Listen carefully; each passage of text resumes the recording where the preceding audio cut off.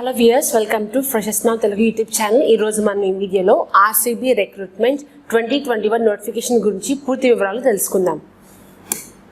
ఈ వీడియోని కనుక డేటా యూస్ వల్ల పూర్తిగా చూడలేకపోతే ఈ లింక్ అనేది మేము డిస్క్రిప్షన్ బాక్స్లో ఇస్తున్నాము, అక్కడ మీరు పూర్తి వివరాలు తెలుసుకోవచ్చు.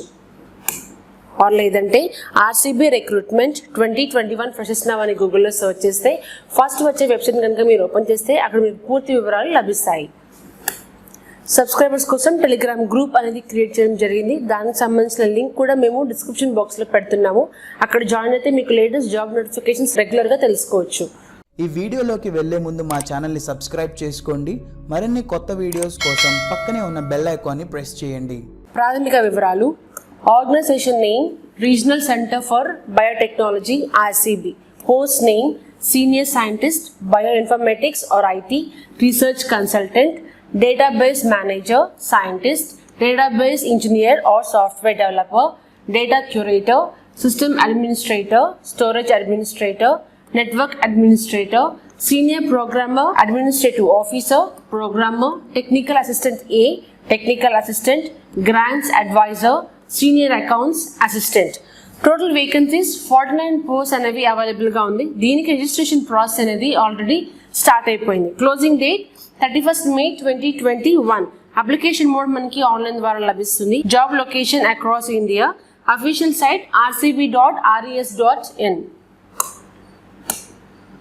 ఖాళీలు చూసుకుంటే senior scientist bioinformatics or IT 2 vacancies అనేది ఉంది. రీసెర్చ్ కన్సల్టెంట్ కూడా 2 వేకెన్సీస్ ఉంది. Database manager 4, scientist 2, database engineer or software developer 10, data curator 12, system administrator 3, storage administrator 2, network administrator and senior programmer కూడా 2 పోస్ట్ అనేవి ఖాళీగా ఉంది.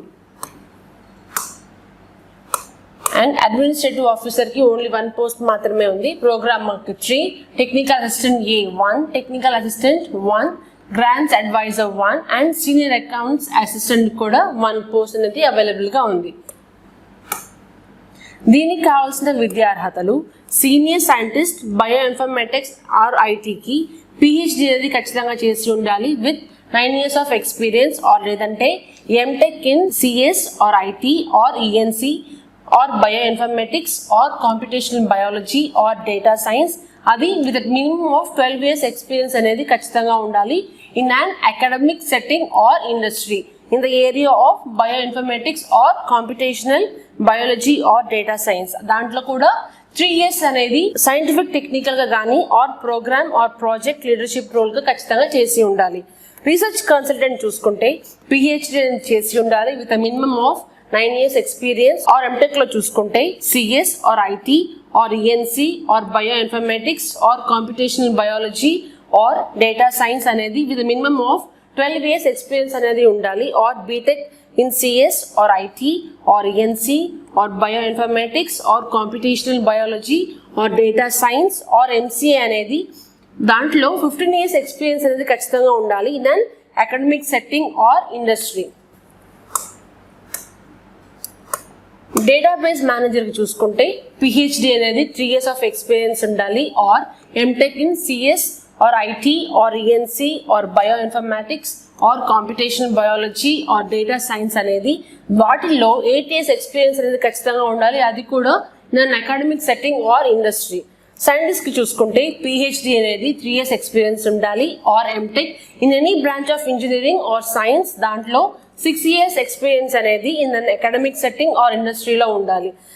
డేటాబేస్ ఇంజనీర్ ఆర్ సాఫ్ట్వేర్ డెవలపర్కి MTech అనేది any branch of engineering or సైన్స్లో చేసి ఉండొచ్చు, దానికి 5 years ఆఫ్ ఎక్స్పీరియన్స్ ఉండాలి. Or BTech or MSc in any branch of engineering or science are MC దాంట్లో 8 years ఎక్స్పీరియన్స్ అనేది in database or software design or development and program స్కిల్స్లో ఖచ్చితంగా ఉండాలి. డేటా క్యూరేటర్కి చూసుకుంటే MTech in CS or IT or ENC or bioinformatics or computational biology or data సైన్స్లో 4 years of experience అనేది ఉండాలి. Or MCA BTech in CS or IT or ENC or bioinformatics or computational biology వీటిల్లో మొత్తం 6 years experience అనేది ఖచ్చితంగా ఉండాలి. System administrator చూసుకుంటే MTech CS or IT or ENC అనేది 5 years of experience ఉండాలి. Or BTech MSc in CS or IT or ENC or MC దాంట్లో 8 years of experience అనేది ఖచ్చితంగా ఉండాలి in managing and maintaining a large data or similar infrastructure.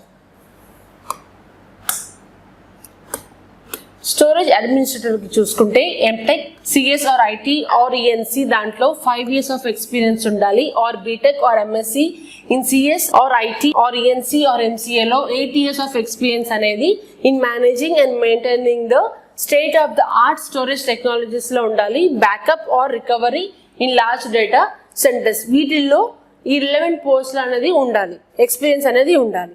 Network administrator చూసుకుంటే MTech CS or IT or ENC దాంట్లో 5 years of experience ఉండాలి. Or BTech or MSc in CS or IT or ENC or ఎంసీఏలో 8 years of experience అనేది ఖచ్చితంగా ఉండాలి. Senior ప్రోగ్రామర్కి చూసుకుంటే MTech same in CS or IT or ఈఎన్సీలో 5 years of experience ఉండాలి. Or BTech or MSc in CS or IT or ENC or ఎంసీఏలో 8 years of experience అనేది ఇన్ సియుడిఏ ప్రోగ్రామింగ్ అనేది ఉండాలి. In addition to proficiency in widely used programming languages అవి ఏంటంటే C++, Java, PERL, Python, JSP, SQL, etc. Experience అనేది in data as a service and continuous analytics as a service గా ఉండాలి. Leveraging artificial intelligence and advanced analytics. Administrative ఆఫీసర్కి చూసుకుంటే graduate అనేది 5 years of experience ఉండాలి in office administration and finance. Understanding of HR and finance rules of the GOI is desirable. ప్రోగ్రామర్కి చూసుకుంటే BTech or MSc in CS or IT or ENC or MCA వాటిలో 4 years of experience ఉండాలి in programming languages అవి ఏంటంటే C++ ఆర్ Java or PERL, Python, JSP, SQL, GPU programming, parallel programming and providing data సర్వీసెస్లో ఉండాలి. Technical assistant ఏకి చూసుకుంటే BTech or MSc in CS or IT or ENC or ఎంసీఏలో 3 years of experience అనేది in hardware or network మేనేజ్మెంట్లో ఖచ్చితంగా ఉండాలి. Technical అసిస్టెంట్కి చూసుకుంటే ఫస్ట్ క్లాస్ గ్రాడ్యుయేట్ అనేది ఇన్ లైఫ్ సైన్సెస్లో ఉండాలి. Relevant hands on experience and having a thorough knowledge of minimum 3 years scientific experience అనేది ఉండాలి. అండ్ టెక్నికల్ ఎక్విప్మెంట్ అనేది కూడా దీనికి ముఖ్యం. గ్రాంట్స్ అడ్వైజర్కి చూసుకుంటే first class post graduate degree అనేది ఎనీ ఏరియా ఆఫ్ సైన్స్లో చేసి ఉండొచ్చు. ఎక్స్పీరియన్స్ ఆఫ్ మినిమం 5 years అనేది coordination and program management in the government and university research ఇన్స్టిట్యూషన్లో చేసి ఉండాలి. Other organisations of repute must have adequate IT skills అనేది ఖచ్చితంగా ఉండాలి. అండ్ ఆప్టిట్యూడ్ ఫర్ ఫైనాన్షియల్ మేనేజ్మెంట్లో కూడా ఉండాలి.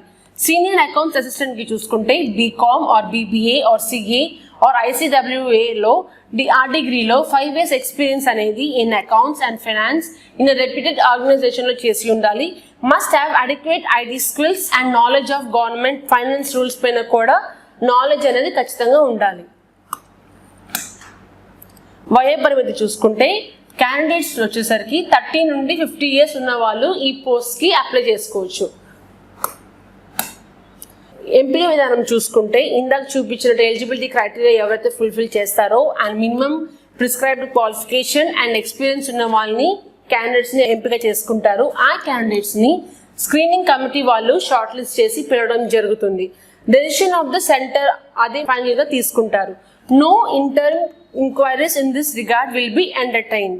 Outstation SC or ST candidates ki interview ku pilchina vallaki to and fro second class railway fare anedi ee officials ivvadam jarugutundi as per GOI rules on the production of the proof of the same. దరఖాస్తు రుసుము చూసుకుంటే application form అనేది official website www.rcb.res.in లో మీకు దొరుకుతుంది. ఎవరైతే ఈ post కి అప్లై చేయాలనుకుంటున్నారో వాళ్ళ అప్లికేషన్ ఫీ 1000 రూపీస్ అనేది చెల్లించాల్సిన అవసరం ఉంటుంది. అది non refundable. SC or ST or PH or women candidates వాళ్ళు అప్లికేషన్ ఫీ అనేది ఎవరు చెల్లించాల్సిన అవసరం లేదు. ఈ జాబ్ నోటిఫికేషన్స్ గురించి మరిన్ని వివరాలు తెలుసుకోవాలంటే ఈ లింక్ అనేది మేము డిస్క్రిప్షన్ బాక్స్ లో ఇస్తున్నాము. అక్కడ మీరు పూర్తి వివరాలు క్లియర్ గా తెలుసుకోవచ్చు. ఈ వీడియో కనుక మీకు నచ్చినట్లయితే లైక్ చేయండి, షేర్ చేయండి, సబ్స్క్రైబ్ చేయండి. Thank you.